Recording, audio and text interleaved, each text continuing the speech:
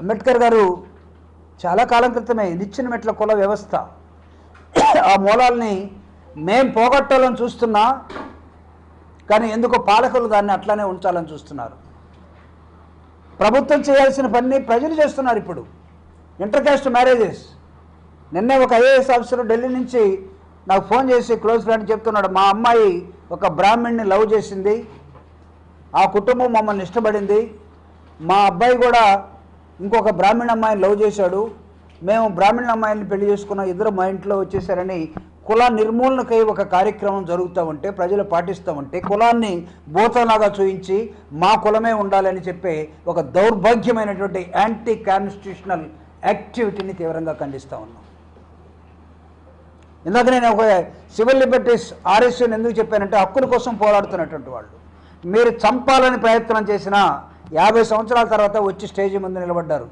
77 సంవత్సరాల వయసు ఉన్నటువంటి సీనియర్ నాయకులు at the age of student age they are all వాళ్ళ ప్రభావితమైనటువంటి వాళ్ళు.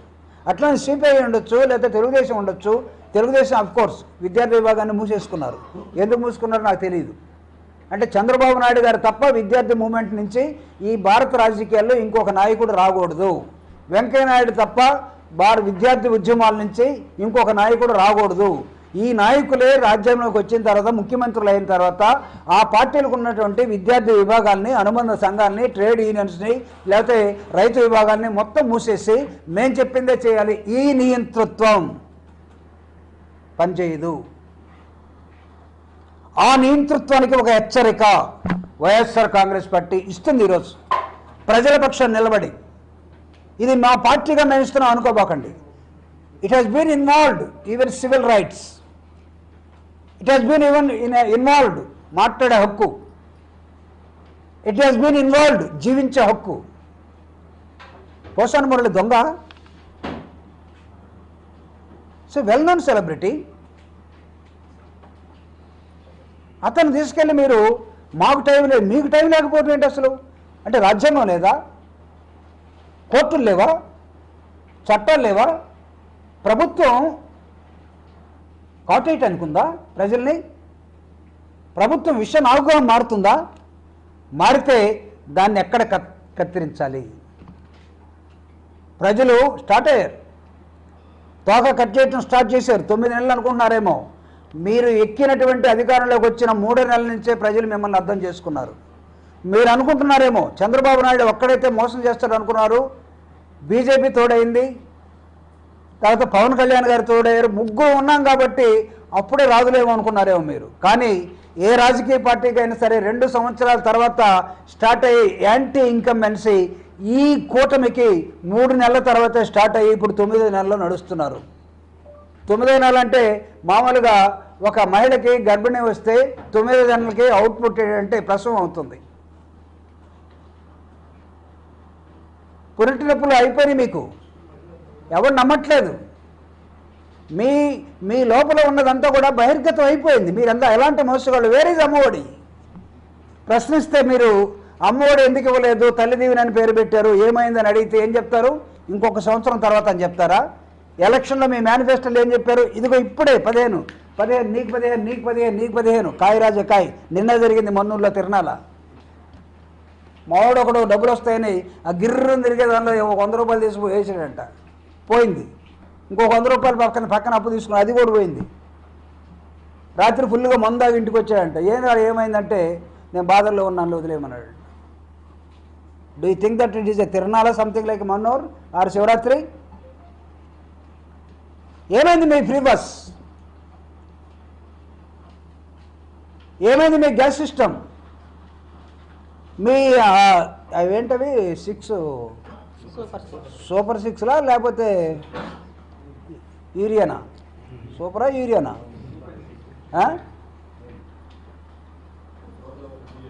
లేకపోతే మన దీనిలో సైనైడా? సూపర్ 6 పెట్టారు, అబద్ధాలు ఆడారు. జగన్మోహన్ రెడ్డి గారిని మొత్తం ఆయన పరిపాలన 2,75,000 కోట్ల రూపాయలతోటి సంక్షేమ కార్యక్రమాలు చేసినటువంటి ముఖ్యమంత్రిని ఎన్నికల్లో మీరందరూ కూడా ఓడించి ఉండవచ్చు, లేకపోతే కొన్ని ప్రలోభాలకు లోనై ఉండవచ్చు. చాలా స్పోర్టివ్గా తీసుకున్నాడు జగన్మోహన్ రెడ్డి గారు. సరే జరిగిందేదో జరిగిపోయింది అన్నాడు. కొన్నిటికి మా దగ్గర సాక్ష్యాధారాలు లేవని కూడా చెప్పాడు. అంతేగాని చంద్రబాబు నాయుడు గారు ఓడిపోయినప్పుడు ప్రజల్ని నిందించి 10,000 ఇచ్చినా పసుపు కుంకుమ పెట్టినా వీళ్ళు ఓట్లు వేయలేదు వీళ్ళకి ఎందుకు మనం సర్వీస్ చేయాలా, నేనే వచ్చి ఎండలో ఎందుకు నిలబడాలా, మీరందరూ ఎందుకు మాట్లాడరు, రెచ్చగొట్టే విధానం. పొరపాటున గెలిపించారు. గెలిచిన తర్వాత ఏం జరుగుతుంది? What happened? మీ వాగ్దానాలు ఎడిపోయినవి, వేరే మీ ప్రామిసెస్ హావ్ గాన్. ఎవరిక్కడ ఈ ప్రభుత్వంలో అసలు ఎవడు వెళ్తున్నాడు? ఇక్కడ ప్యాంటు షర్ట్ వేసుకుని టక్ చేసుకున్న హీరో ఈరోజు సాధువులాగా అయిపోయాడు. ఏం జరుగుతుందో అర్థం కావట్లేదు. సనాతన ధర్మం వైపు వెళ్ళిపోతా ఉన్నాడు అతను. వెళ్ళండి, మాకే అబ్జెక్షన్ లేదు. ప్రజలు గెలిపించారు, ప్రశ్నిస్తామన్నారు. మీ ప్రశ్నలు ఎటు అయిపోయింది? నిన్న నిరుద్యోగులు, లక్షలాది మంది నిరుద్యోగులు రోడ్డున పడి బోర్ను విలిపించారు. 5-10 సంవత్సరాల వాళ్ళ ప్రయత్నం, ఒక ఉద్యోగం కోసం చేసిన ప్రయత్నాన్ని గవర్నర్ ఒకవైపు, ఏపీపీఎస్సీ చైర్మన్ ఒకవైపు, ముఖ్యమంత్రి ఒకవైపు, కోర్టులో కేసు. 4 కాన్స్టిట్యూషనల్ బాడీస్, రాజ్యాంగంలో రాజ్యాంగబద్ధంగా ఉన్న 4టిని కోఆర్డినేట్ చేసుకోలేనటువంటి ముఖ్యమంత్రి చేతులు ఎత్తేసి ఏపీపీఎస్సీ చైర్మన్ ఒక ఆమెను పెడితే ఆవిడ మా మాట లేదన్నాడు. Is it not your blunder failure? ఎవరికైనా సమాధానం చెప్పాలి మీరు. ఎంతమంది పోసానికి మురళీకృష్ణను ఎత్తుకొని వెళ్తారయ్యా మీరు? కమాన్, ఈ రాష్ట్రంలో ఒక ఛాలెంజ్ చేస్తున్నాం మేము. పెట్టండి, మొత్తం జైలు చేరిపోతాయా? వైఎస్ఆర్ కాంగ్రెస్ పార్టీ కాదు, ఈరోజు సిపిఐ రామకృష్ణ మాట్లాడుతున్నాడు. పోయిన మేము గవర్నమెంట్లో ఉన్నప్పుడు సిపిఐ రామకృష్ణ ప్రజా ఉద్యమ నాయకుడుగా కొన్ని అంశాలను వైఎస్ఆర్ కాంగ్రెస్ పార్టీని కూడా ప్రశ్నించాడు. ఈరోజు వైఎస్ఆర్ కాంగ్రెస్ పార్టీ అది అధికారంలో లేదు, సిపిఐ ప్రశ్నిస్తూ ఉంది, సిపిఎం ప్రశ్నిస్తూ ఉన్నది, మిగతా బీఎస్పీ పార్టీ వాళ్ళు ప్రశ్నిస్తూ ఉన్నారు, మానవ హక్కుల సంఘాల వాళ్ళు ప్రశ్నిస్తూ ఉన్నారు. ఎటుపోతున్నారు?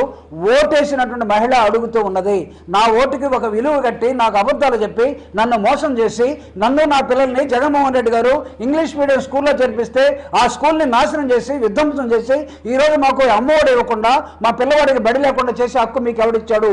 మేము పొరపాటు పడ్డాం జగన్మోహన్ రెడ్డి గారికి ఓటేయకుండా అని తెలుసుకుంటున్న సమయంలో ప్రజలకి సమాధానం చెప్పకుండా డైవర్షన్ పాలిటిక్స్. అరెస్ట్ చేస్తే ఒక 4 రోజులు దాని గురించే మాట్లాడుకుంటారు, సిలిండర్ గురించి అడగడు. ఈరోజు బోసాని మురళీకృష్ణ, రేపు ఇంకోటి కావచ్చు. రెడ్ బుక్ అట. What is that red book? అయితే చిన్న పిల్లలప్పుడే తెలిసి తెలియని వయసులోనే ఈ సమాజం దొరలకు వ్యతిరేకంగా, బ్రిటిష్ వాళ్ళకి వ్యతిరేకంగా, భూస్వాములకు వ్యతిరేకంగా గ్రామాలన్నీ ఎర్ర జెండా పట్టుకున్నటువంటి రాష్ట్రం ఇది, గుర్తుపెట్టుకోండి. తెలిసి తెలియని వయసులోనే. వాళ్ళంతా కమ్యూనిస్టులుగా ఉండకపోవచ్చు ఈరోజు, కానీ కమ్యూనిస్టులు ఒక ఫ్యూడలిజానికి వ్యతిరేకంగా ప్రజల పక్షాన్ని నిలబడి వస్తే వాళ్ళందరికీ స్వాగతం జర్ర జెండాలు పట్టుకొని పెరిగినటువంటి తెలుగు రాష్ట్రాలుగా ఉన్నటువంటి తెలంగాణ, ఆంధ్రప్రదేశ్ 2 ఈరోజు వాళ్ళు కనబడకపోవచ్చు, వాళ్ళు తగ్గుండొచ్చు, కమ్యూనిస్టుల శక్తులు తగ్గుండొచ్చు. కానీ చిన్నప్పుడు ఎప్పుడో నిక్కరేసుకోకముందు పట్టుకున్న ఎర్ర జెండాని ఇప్పుడు మీరు ఒక ఎర్ర బుక్ అని తీసుకొచ్చి బెదిరిస్తే బెదిరిపోతారా?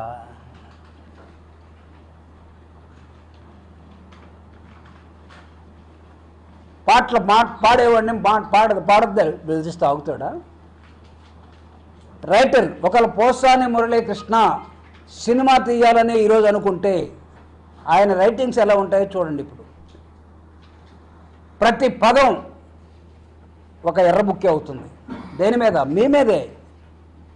Such a great writer. అతను ఒక దర్శకుడు అయితే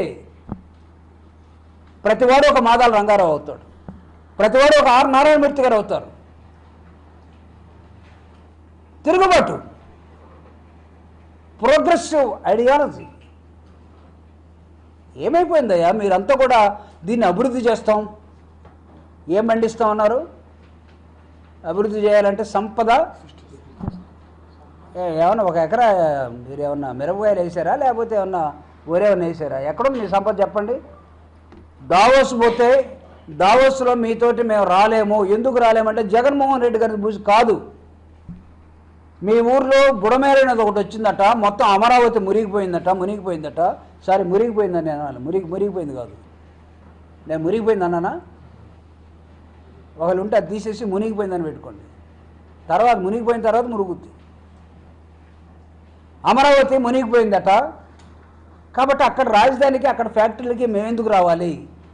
ఎవరు ముంచేశాడు బుడమేరుని? ఎవడు గేట్ ఎత్తాడు? ఎక్కడ గేట్ ఎత్తాలో తెలియకుండా నువ్వు పోయి ఏదో గేట్ ఎత్తే ఎట్లా శరత్? నీ ఇంటికి పోయి నీ డోర్ తీసుకోవాలి, కానీ నువ్వు వేరే మైకుల్లో ఉండి పక్కింట్లో డోర్ తీస్తే చీపురు కట్ట తీసుకొని వస్తారు. ఎరా మా ఆయన లేనప్పుడు మా డోర్ తీసేవని. నువ్వు వేరే డోర్ ఎత్తావు, విజయవాడ మునిగిపోయింది. కాబట్టి దావోస్లో దాన్ని రిఫ్లెక్ట్, మేము రావట్లేదు. ఈ రాష్ట్రంలో లా అండ్ ఆర్డర్ లేదు. ఆ హోమ్ మినిస్టర్ ఒక దళిత అమ్మాయి పరిపాలిస్తూ ఉంది. ఆ అమ్మాయికి సరిగా చేత కావట్లేదు. నేను అనుకుంటే 5 నిమిషాలు హోమ్ మినిస్టర్ లాగేసుకుంటాను. There is no law and order in the state అని డిక్లేర్ చేసింది నేను కాదు, మీ భాగస్వామి పవన్ కళ్యాణ్. దావోస్లో గుర్తు చేశారు, మీ రాష్ట్రంలో లా అండ్ ఆర్డర్ లేదంట కదా, మేము ఎందుకు ఇచ్చి ఇక్కడ ఫ్యాక్టరీ పెట్టాలి? ఫ్యాక్టరీ పెడితే మాకు రక్షకుడు ఎవరు? లేదు జగన్ మేము అనిచేసాం. జగన్ కాదు అనిచేసింది, పవన్ కళ్యాణ్ అనిచేయమన్నారు వాళ్ళు. అతను తిక్కగా మాట్లాడుతున్నాడని.